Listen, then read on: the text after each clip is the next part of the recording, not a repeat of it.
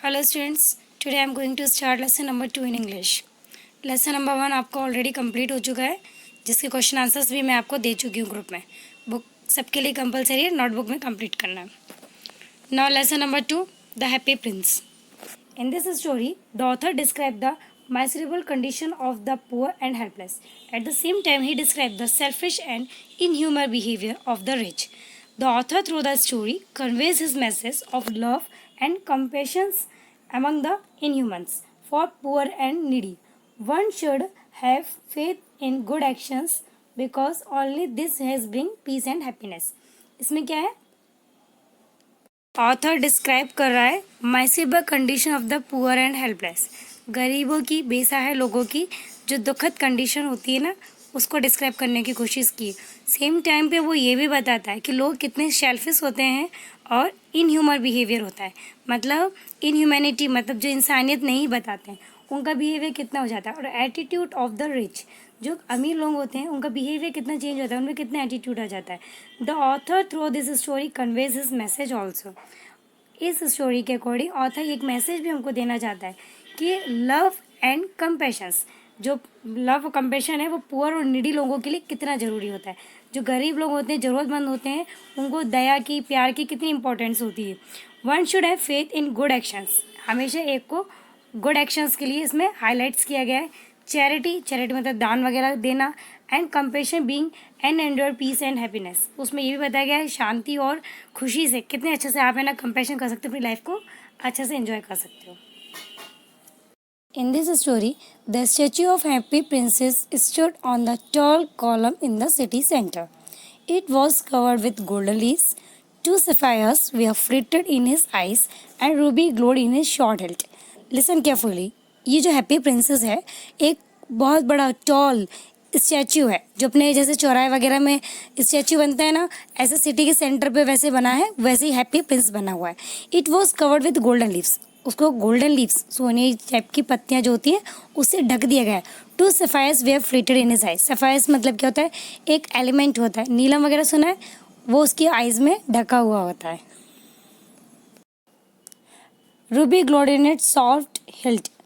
Sword मतलब क्या होता है? तलवार। हिल्ट मतलब होता है जो वो पकड़ते हैं ना, वहाँ पे उसकी मड़ी, वो उसके रूबी मीन्स चमकदार मड़ी।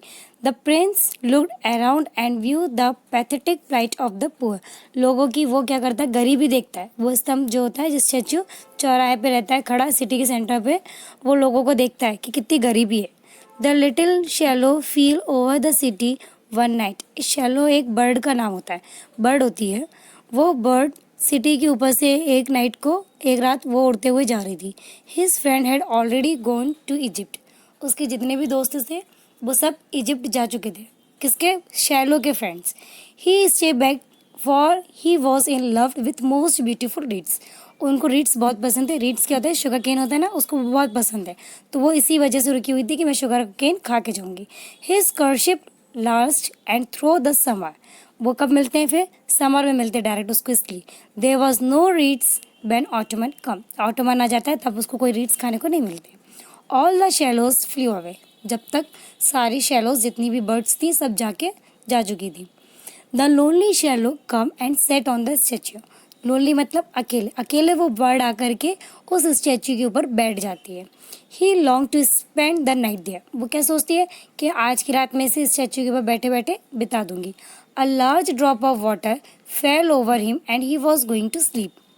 एक बहुत बड़ी सी बूंद उसके ऊपर आके गिर जाती है और वो सोचती है जैसे वो सोने जाती है। The swallow was amazed. Amaze मतलब शॉक्ड होना। वो सोचती है जब पानी अचानक से कैसे आ गया। Since there was no cloud. ऊपर देखती बादल में वगैरह कुछ नहीं होते हैं, आसमान साफ रहता है, अचानक से पानी कैसे आया। The swallow decided to fly over the another drop of water. Swallow क्या डिसाइड करती है? यदि फिर से कोई पानी की बूंद आई तो मैं इस स्टैचू के ऊपर से उड़ जाऊंगी। The another drop of water fell over him. फिर उसके ऊपर एक और ड्रॉप ऑफ वाटर, एक और पानी की बूंद गिर जाती है। He look at the statue and the third drop. वो स्टैचू की तरफ देखती है कि कहाँ से पानी आ रहा है। उतने में ही थर्ड ड्रॉप पानी की गिर जाती है। He found the happy Prince weeping. वो कह देते हैं वो जो हैप्पी प्रिंस का स्टैचू है वो रो रहा है। The statue told the swallow that he didn't know that tears were when he was alive. वो कह रहा था मुझे अपने आंसुओं की कीमत तब नहीं पता चलती जब मैं जिंदा इस दुनिया में था, तब मैं लोगों का दुख नहीं देखता था, तब इतना मुझे नहीं, तब मैं को रोना भी नहीं आता था। नाउ ही सेट क्वाइट, अब वो इतना चुप हो गया है क्योंकि वो सिटी के सेंटर पे है। वो सब कुछ, सब लोगों का दुख देख रहा है। वो सिटी के हाई पॉइंट पे खड़ा है। And cloud over the miseries of the city, और लोगों की सारी मुसीबतें, सिटीज़ की जितनी भी दुख है वो सब देखने को देखता है वो।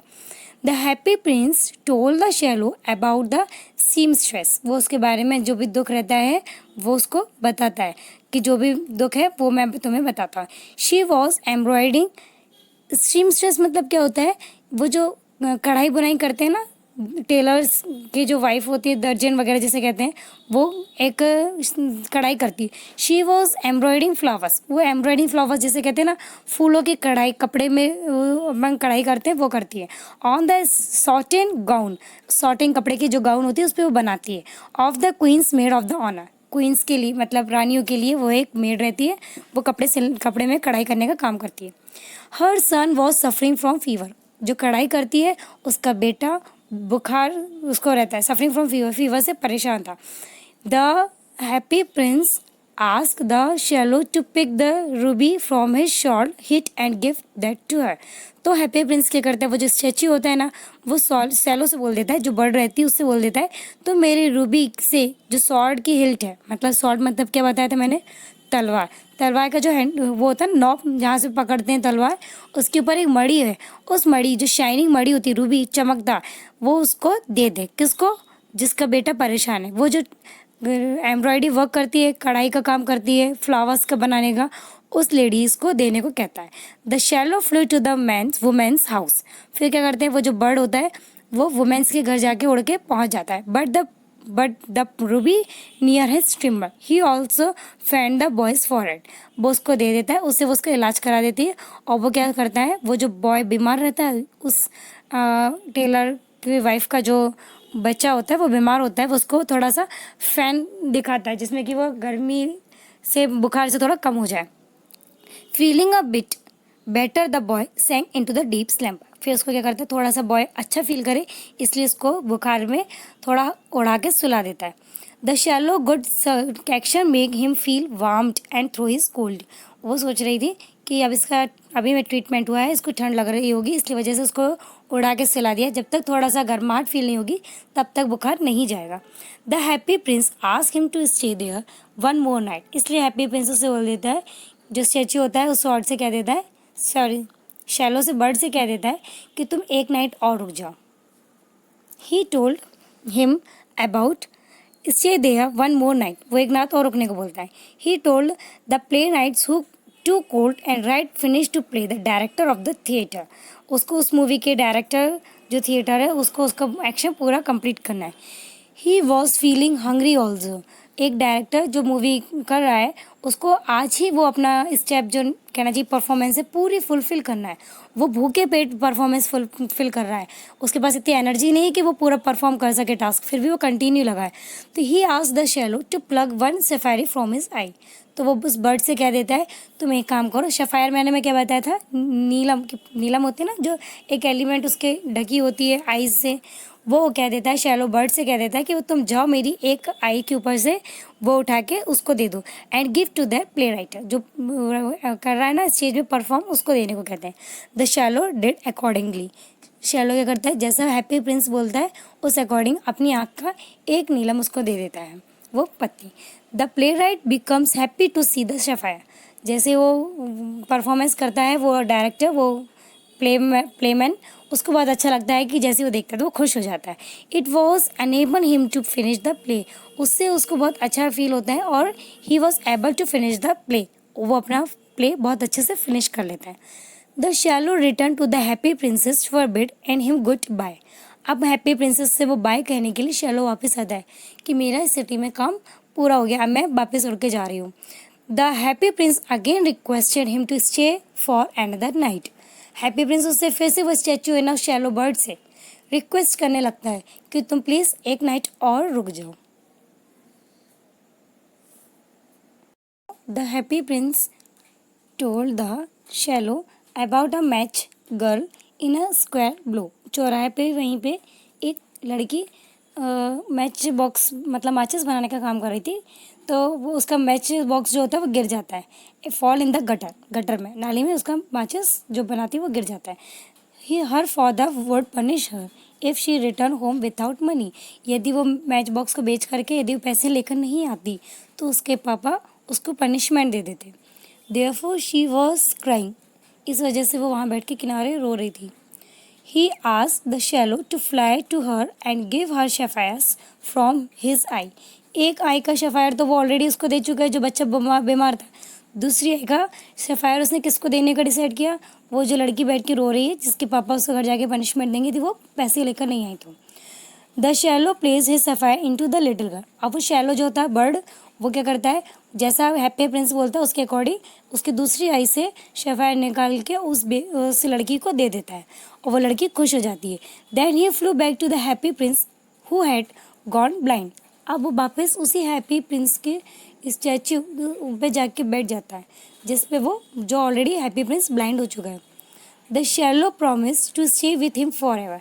अब क्या हो गया है, क्योंकि वो हैप्पी प्रिंस जो है जो स्टैचू है वो ब्लाइंड हो चुका है, अब वो पूरे लोगों का दुख नहीं देख पाएगा, तो वो शैलो उससे प्रॉमिस करता है कि मैं तुम्हारे साथ हमेशा रहूँगा, मैं तुमको बताता रहूँगा कि क्या हो रहा है।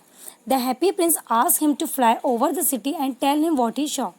इसलिए हैप्पी प्रिंस बोल देता है अच्छा ठीक है शैलो, अब तुम पूरी सिटी में राउंड लगा के आओ फ्लाई उड़ते हुए कि पूरी सिटी में क्या प्रॉब्लम है, क्या दुख है। He swallow told the happy prince about the hungry childrens and the poor peoples. अब वो क्या बताता है, यहाँ पे लोगों भूखे बहुत हैं, बच्चे भूखे बहुत हैं और गरीबी बहुत है। As the desire to happy prince the swallow took leaf after leaf and find gold and his body. वो पूरी लीफ से ढका हुआ इसको हटा देता है और उसके सब कुछ दे देता है, इवन उसकी बॉडी में जो ऊपर गोल्ड पॉलिश होता है गोल्ड तक दे देता है ऑफ हिज बॉडी, अपने बॉडी का। And give to the needy and helpless people. किसको देता है? ज़रूरतमंद लोगों को। शैलो किसको ला के देता है? ज़रूरतमंद लोगों को और हेल्पलेस पीपल को, जो लोग हेल्पलेस हैं उन लोगों को। As a result the children play and poor laughed. इससे क्या होता है, जो बच्चे दुखी बैठे थे वो खेलने लगते हैं और जो गरीब लोग थे और वो हंसने लगे, उनके चेहरे पे अब स्माइल आ गई। Then winter set on the snow and frost appeared. अब क्या हुआ, जो वो है हैप्पी प्रिंस, उसके ऊपर ठंड में क्या हो गई, बर्फ़ जम गई और कोहरा बर्फ़ जो होती ना उससे पूरा ढक गया था। The poor little swallow grew colder and colder but kept staying with the happy prince. धीरे धीरे क्या हो रहा था, वो जो शैलो था जो बर्ड है उसको भी तो बहुत ठंड लग रही थी, धीरे धीरे वो भी बहुत ठंडा होता जा रहा था, ठंड बढ़ती जा रही थी, मगर फिर भी वो हैप्पी प्रिंस के साथ ही रहा, खुले आसमान में हैप्पी प्रिंस के साथ ही रहा। However he felt that his death was near. उसको ऐसा लगा कि अब उसकी मृत्यु बहुत पास में आ गई। The swallow asked the happy prince to let him kiss his hand. The happy prince asked him to kiss his lips before going to Egypt. अब वो चाहता है कि इजिप्ट जाने से पहले वो हैप्पी प्रिंस के साथ अच्छा टाइम स्पेंड कर सके। The swallow apprise him that he was going to house of death.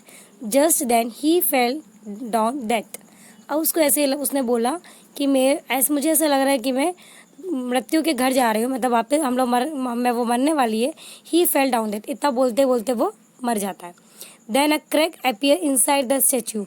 इतने में क्या होता है, दुख के कारण अचानक से द हैप्पी प्रिंस जो स्टैचू होता है उसके हार्ट में, मतलब उसके हार्ट में एक क्रैक आ जाता है, मतलब उसका क्या हुआ, दिल टूट गया है। Into two parts the dead shallow ले ऑन हिज फीट। वो शैलो जो होता है वो मर जाता है और उसके फीट्स में आके गिरता है। The mayor and the town councils happen that pass away. जो मेयर होता है, जो वहाँ का कहना चाहिए सिटी का पार्षद जो होते हैं ना, वो सुबह सुबह नेक्स्ट मॉर्निंग में वहाँ से निकलते हैं।